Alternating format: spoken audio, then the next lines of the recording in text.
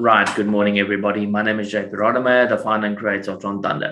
Okay, so like I said in my previous voice note, we will be doing a server change. All right. This means a DNS change as well, which means that the website will be offline for about 48 hours. Okay. There's absolutely nothing I can do about this. This is the propagation of the server because we're moving from one server to another server. So it's very, very important everybody understands this.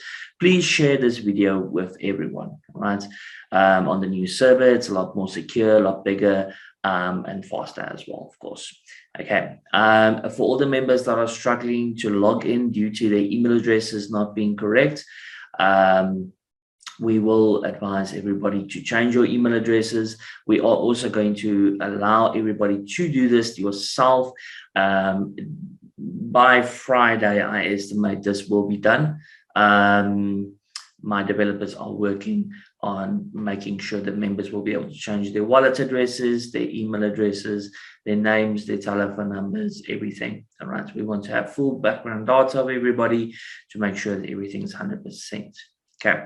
So anybody that wants to change their wallet addresses and anything like that, currently, you will not be able to do this until we are live again.